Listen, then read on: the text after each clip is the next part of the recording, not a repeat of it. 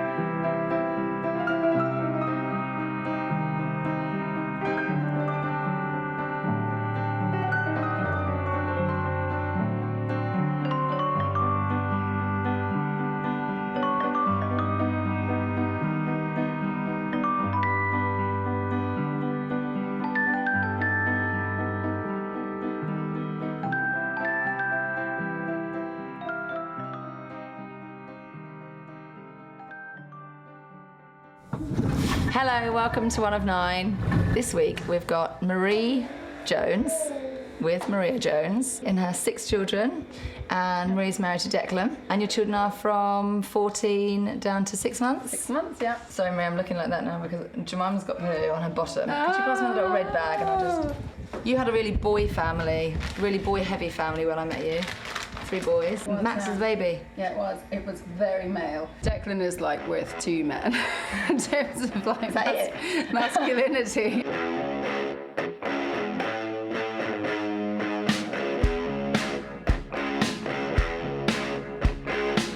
And then there were the alpha male kids. And then I think at that time we had 2 male pigs and a male dog. And I was like, I've had it with this. We need to get some chickens or something. Something female in the mix that will just sort of cool things down a bit. My mother-in-law was absolutely, and your mother-in-law was absolutely adamant that we were only ever gonna have boys. She was like, Marie, I think it's just gonna be boys. And then we had a boy. And then you had a boy, exactly. and then a girl came. And then another girl between us. I was trying to think, did I miss one off? Beginning to, yeah. We've got, so we've got 2 girls. So we've got 3 boys, 2 girls, and then a little boy.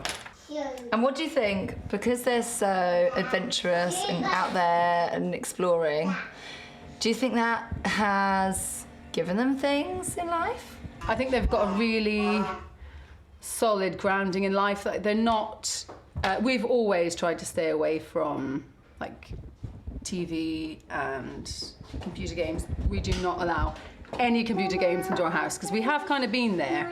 And because my boys are, well, they're just boys, you know, boys just get addicted to anything that moves.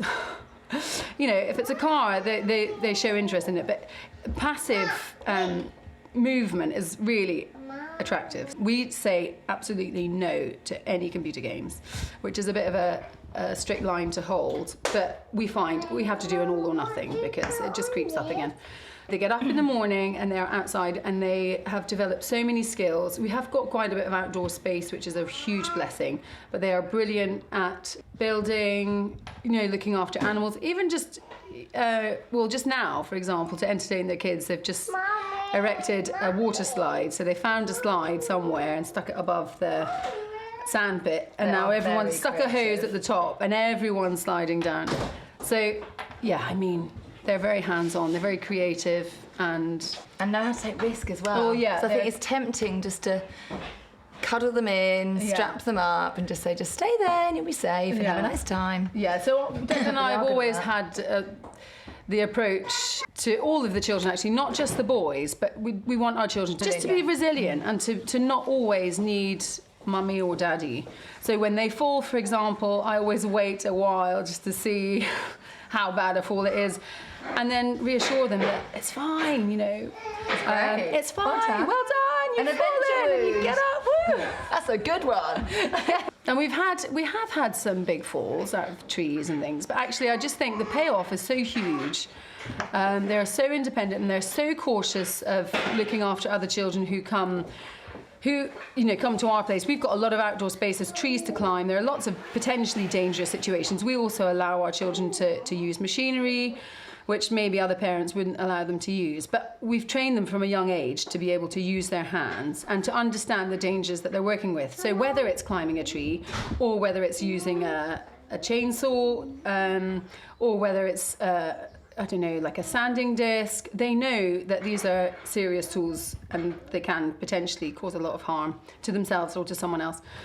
But we both feel like this is a really important part of their development, and it gives them a lot of confidence, I suppose, because actually what they're able to produce is quite impressive. Benedict just made a chicken run a couple of weeks ago out of a whiskey barrel. He just 14. Yeah, just 14. And I wanted to get some chicks because our chickens are down to 3. We've only got 3 chickens. And we wanted more eggs because obviously there are 8 of us. We've always got people coming in and out. 3 eggs a day isn't going to get us very far, so we need to increase our chickens. So it was either buy chicks or get a cockerel. So we had thought, well, let's just get some chicks because cockerels are really noisy. We got a barrel, a whiskey barrel. I thought if I have a whiskey barrel, we can put a door in one end and the chicks can just go into it and we'll be able to move it around the garden, that kind of thing. So anyway, I got this whiskey barrel. Benedict, within a couple of hours, had cut a door into it, fixed up the hinges, got the whole thing going, cleaned it up. It's just really quick, resourceful.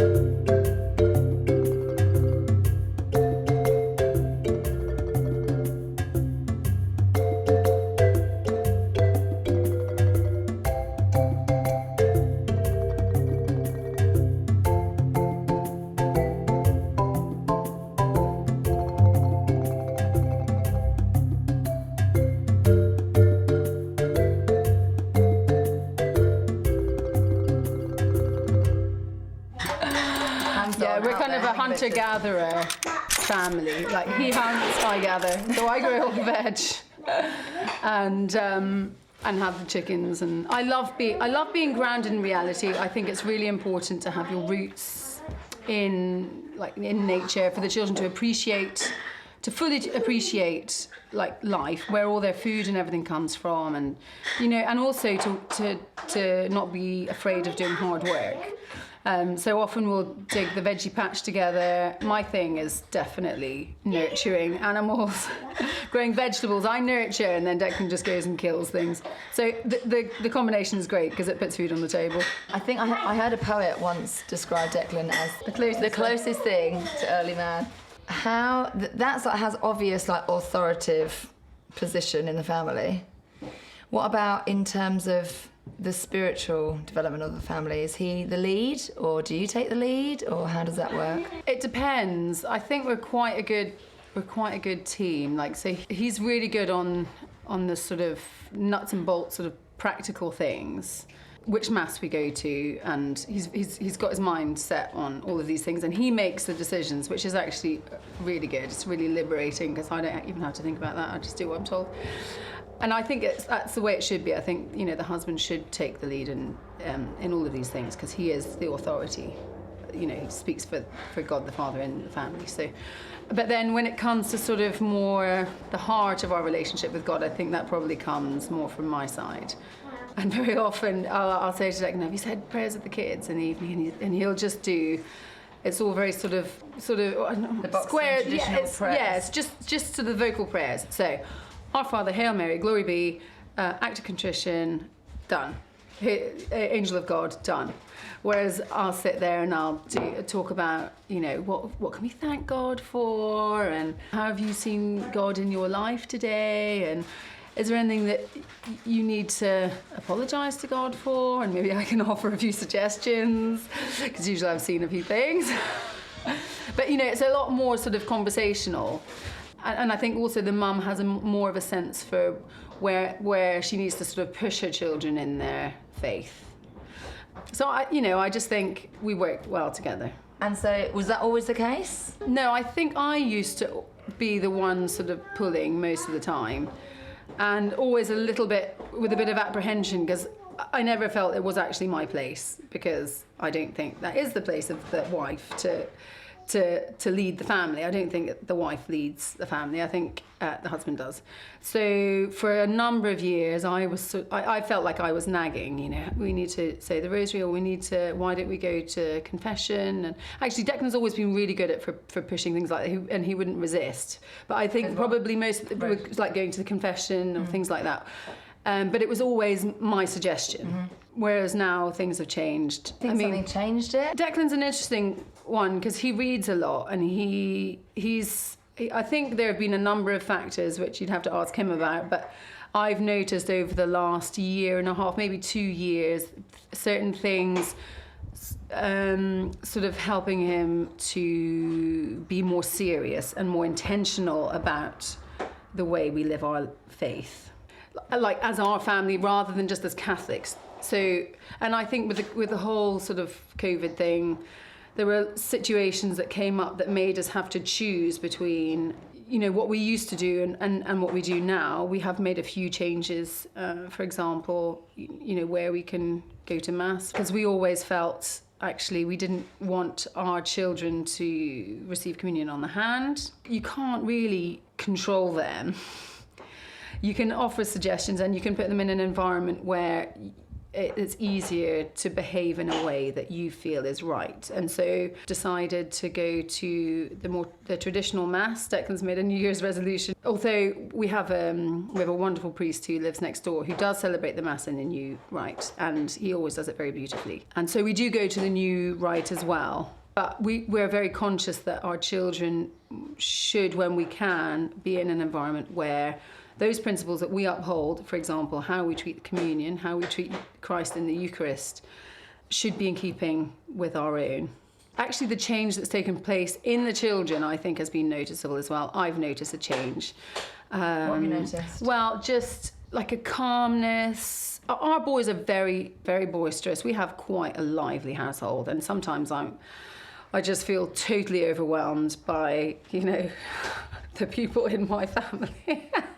God is so funny. The challenges he sends us. I know, yeah. He's given me just the right kids for me and the things that I need to be pushed in. But anyway, I know, Lord, I have prayed, Lord, I want to be a great saint. Make me a great saint. And he's like giving me all the kids that are going to push all the buttons to like challenge every virtue or lack thereof in me.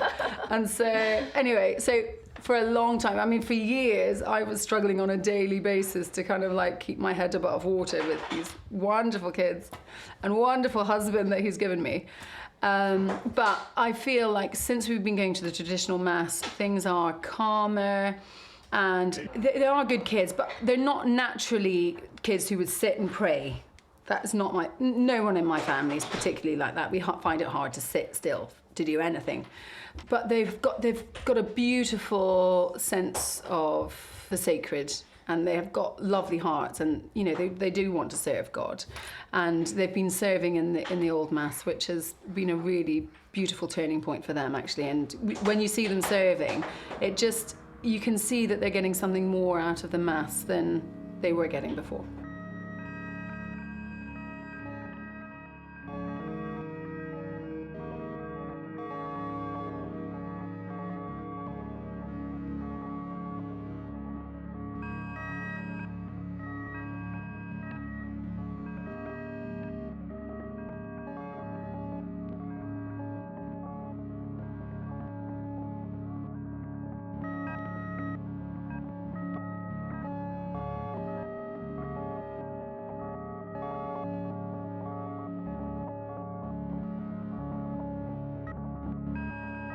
You know, the whole spiritual thing is a legal issue, and Satan and everything sees the legal responsibility, the authorities, and actually, you know, I can do everything, but it's not my job, and so actually I'm doing someone else's job.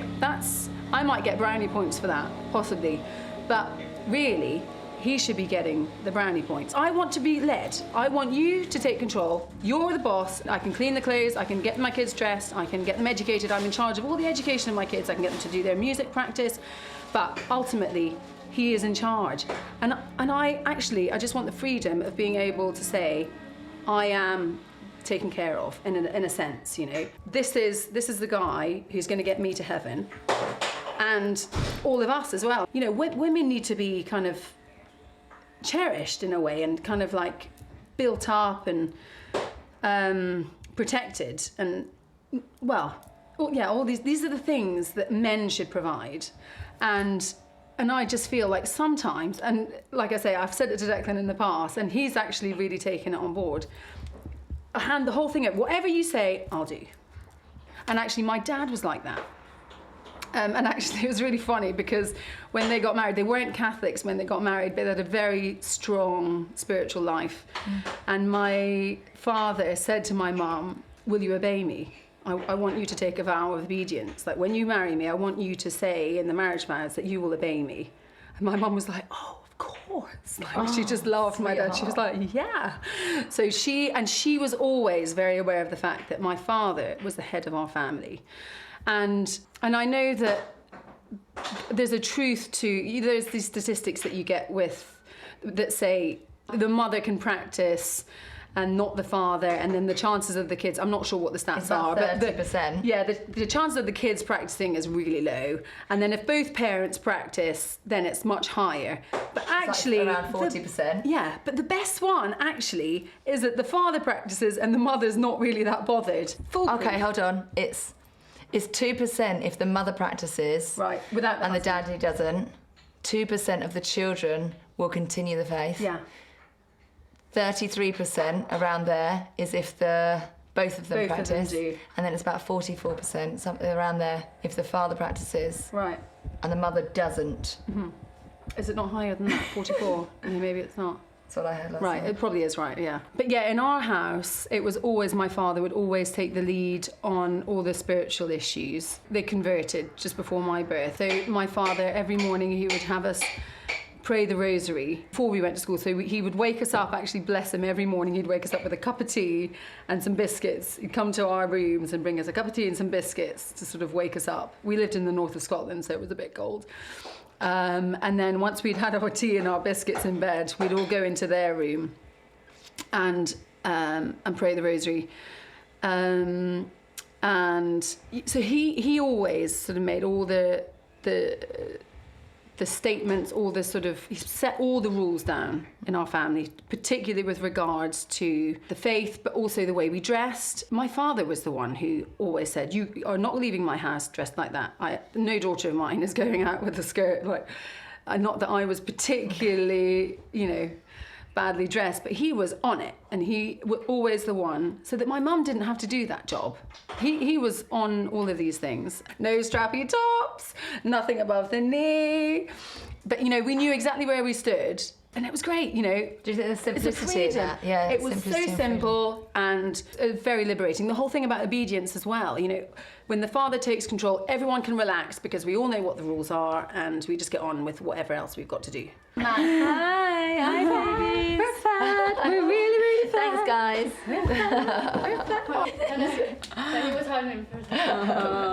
So with obedience, where's the line? If the husband is a bad man or he's making really bad choices, just keep going along with it. And I say this like, I'm in total agreement with you. This is the position of the church, but this can be countercultural. This can be, just for lack of catechism and teaching and formation, something that people aren't always aware of. Well, I would say I've never heard my mother, for example, ever criticise anything that my father said. So whatever he said was gospel. And I just could never understand. Like, I just thought, this woman is amazing. And she was amazing. She was just a beautiful, beautiful woman. But I am not my mother, and my husband is not my father. And so very often, and I'm quite feisty, and I think the difference between obedience and being a doormat is a big difference. So for example, if I can say when I think that my husband isn't behaving in the way that I feel he should be behaving with regards to me or the children, and so I've said to him many times, I want you to be responsible. You take the lead. You're the one. So actually, it's not, the obedience thing is not me just doing whatever I'm told. I have an active it's not a passive thing, it's an active thing. I choose obedience, but then it means also that my husband has a duty to be sort of worthy to be obeyed. You know, he kind of has to step up then. If I'm saying, I want to obey you, then it gives my husband the opportunity then to actually step into that role of being someone who's worth obeying, you know. And it's not that we don't have disagreements. We have plenty of disagreements. You know, life is not perfect. I wish it wasn't in front of the kids, but sometimes, Yes, you know. I know, it's not ideal. It's not ideal. Something we're working Yeah, both of us want holiness, and I think also sometimes I think holiness is sort of fluffed up, and people think holiness is just sweet and beautiful and calm, and I just don't buy it. Well, maybe it is for some people, Well, but not for everyone. Maybe, but I think it's hard. That is fortitude. Yeah, saints aren't You're wet. being challenged. Yeah, we're not called to be wet. Respectful obedience as well, isn't it? Like you say, there's a time and place that we can talk to our husband about things that we don't agree with, and And there's also a way, yeah. Some husbands are really sweet. I look at these lovely families where the husband just says sweet things, and I'm like, Declan, can't you just be like that? He's so sweet and so nice, and I just don't have a husband like that. you might not get venison for dinner. I might not get venison for dinner, and Or that maybe cool my little chicken run kids. thing. I might not get exactly. So we all have, and I think there's some. The temptation of comparing. Yeah, and like there's we just haven't. We can't make our husbands into something that they're not, and nor should we. You know, that's just not fair. I grow things, he kills things. We are polar opposites. Like whatever he does, I'm interested in the opposite. I like beautiful things. I like painting. I like making my garden beautiful. And then Declan will come back from fishing and like put fish cuts all over the patio, or like hang a deer up, or you know, I don't have anything against dead animals, but it's like, can't you just put them somewhere that isn't in the way of all the guests or the postman or something? Yeah, definitely one of the first times I came to your house, I think there was 2 deer hanging up outside your house. Cool. But when Declan was really in the sort of the prime of his hunting career, I remember coming down the stairs and finding a deer. Sorry for all those who have weak stomachs, but finding a deer that had its legs chopped off, tied to my banisters. Oh. I'm like, why is there a deer tied to my banisters? And the reason was it was actually so cold outside that we couldn't put it out because it would freeze, and Declan needed to skin it or something like that. So he didn't want it to totally freeze, so he had to bring it in, put it somewhere where the dog wouldn't get it. Something like that, I can't remember, but there was a reason for tying the deer. When you discovered that information, did you then say, okay, fine? It all makes total sense. Feel free to tie dead animals all over my house.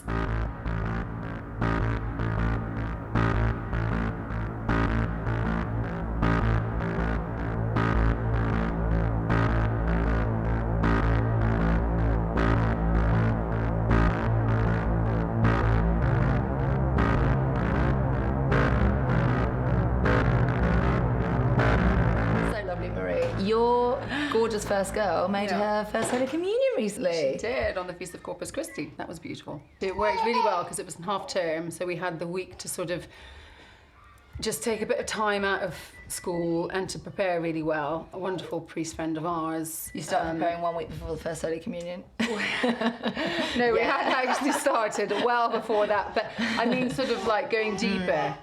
So we did on the Monday, so Corpus Christi was what, on the 3rd of June? It was a Thursday, yeah. So it was, I think, it was the 3rd of June, I think, and then, so the end of May was maybe, the 31st of May was the Monday. Father Bruno led a beautiful crowning of Our Lady procession. So Constance wore her first communion dress, and all the girls picked flowers, petals, and we processed around with Our Lady and sang beautiful hymns and prayed the rosary, and it was just so beautiful. It was like it was like the beginning of like a whole deep preparation period. I love that about our church, all the feast days and processions. So and I feel like I wasn't so much involved when I started being a mum, and I've just become more and more open and getting involved in all the lovely things, all the feast days. Yeah. Yeah. Well, what's lovely here is it's very rare to find that in a parish, but we, as you well know, we live next to these wonderful Catholic families and have this wonderful priest who looks after us. And so all of these children, I mean, it's like 30 children by the time, we get our, our neighbours and stuff, other neighbours who come along and join us. So there was sort of 30 children all singing hymns, and it was lovely because it was outdoors.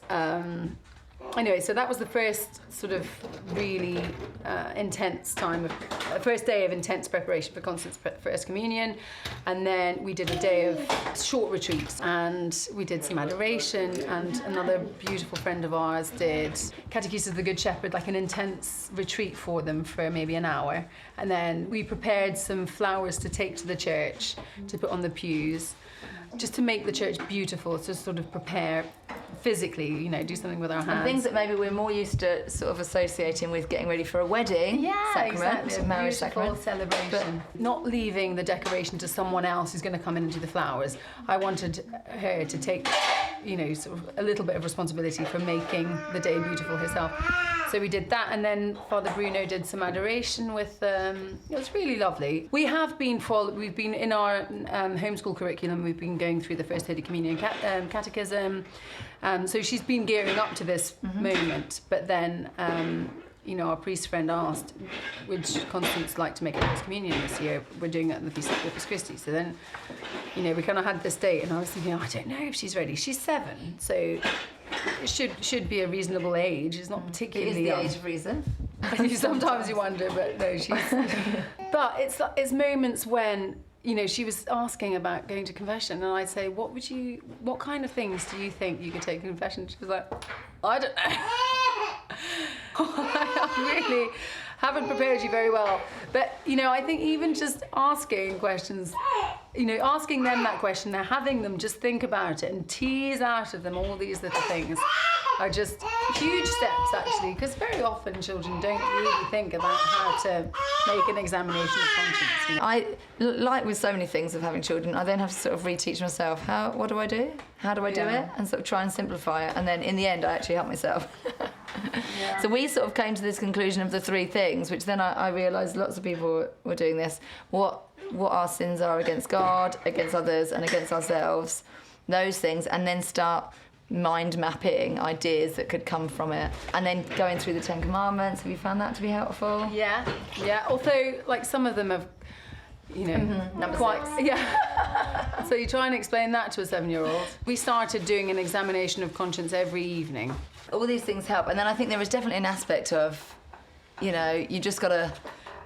got to take the plunge sometimes, because it is a sacrament. They do receive the graces. Exactly. So that it's sort of they're given the ingredients as well. So there is a little leap of faith. Yeah, exactly. And I think when you do what you can to prepare them, and then, like you say, they get the grace from the sacrament. And once you've been in the tradition of the church, and this is the age that lots of children do it. So unless there's some major sort of worry. Although we were sort of brought up on Fatima, because my parents are converts. And I remember reading that Lucia, before she made her First Communion, had to learn off by heart the entire catechism. So like with Constance, I was reminded about it just before Constance was preparing for hers, and I was like, right, I'm going to do that. Because we're all learning the points of the catechism off by heart anyway. I want them to know the catechism. And I was thinking, right, well, that'll be the thing. Once she can say her catechism off by heart, then she'll be ready. But actually... It's a really easy quantitative thing, but it's not easy to do. It's not easy. And then are you depriving them from the grace that they could receive in the sacrament? As long as they are well, and they understand the catechism. So we've gone through it all, and they understand it, and they agree with it, in their limited capacity. And then this is the first time, actually, we've had First Communion in the old rite. And we're still coming to terms with the Mass, when you stand up and when you sit down. And there was this couple who are like died in the wall tradies were like behind us, and I was thinking, oh my word, I should have organised it the other way around so that they were in front, so that we'd know exactly. It's not, we're not the important thing at the Mass, which is the beautiful thing about the old Mass, is that it's not about me anyway.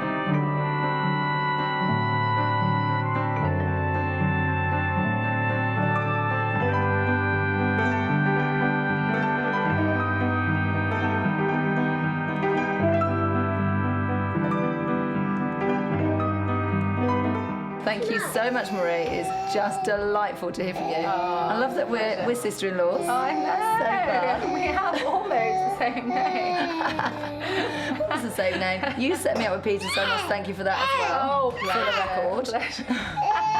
Thank you, darling.